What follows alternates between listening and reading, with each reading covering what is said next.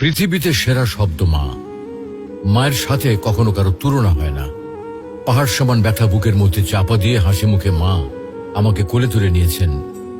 আমি যখন মায়ের গর্ভে আসি, প্রথম 4 ও 5 মাস আস্তে আস্তে বড় হতে থাকি। তখন মা কোনো খাবার খেতে পারত না। রাত দিন সবসময় কষ্ট পেত। অসহ্য যন্ত্রণা ধারণ করেও মা কোনোদিন শব্দটিও উচ্চারণ করেনি। পরে 4 মাস যখন বড় হতে থাকি, তখন মায়ের পেটে আস্তে আস্তে নড়াচড়া করতে থাকি। কোনো কোনো সময় মায়ের পেটে লাথি মারার কারণে মা দাঁড়ানো অবস্থা থেকে বসে পড়ত। ব্যথা সহ্য করতে না পেরে বিছানায় শুয়ে এপিট-ওপিট করত। 10 মাস পর যখন এই পৃথিবীতে আসার সময় হয়, তখন শুরু হয় মায়ের সীমাহীন কষ্ট আর ব্যথা। একজন মানুষের নির্ধারিত আছে সে কতটুকু ব্যথা সহ্য করতে পারবে।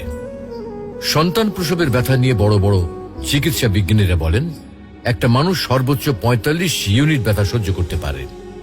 এর উপরে হলে হয়তো সে মারা যাবে, আর তা না হলে অজ্ঞান হয়ে পড়বে। যখন মা আমাকে প্রসব করে, তখন তার ব্যথা হয় 60 ইউনিটের মতো, যা আমাদের দেহের 206টি হাড়ের মধ্যে 20টি হাড় একসাথে ভেঙে গেলে যে ব্যথা অনুভূত হয়। এতটুকু ব্যথা সহ্য করে মা আমাদেরকে এই পৃথিবীতে আলোর মুখ দেখান। মায়ের ঋণ কিভাবে শোধ করব আমি? আমার গায়ের চামড়া দিয়ে মায়ের পায়ের জুতো তৈরি করে দিলেও তার এই ঋণ এক বিন্দু পরিমাণও শোধ করতে পারবো না। তো আসুন, আজ আমরা সবাই আমাদের মাকে অন্তত একবার বলি, মা, আমি তোমাকে বড্ড ভালোবাসি।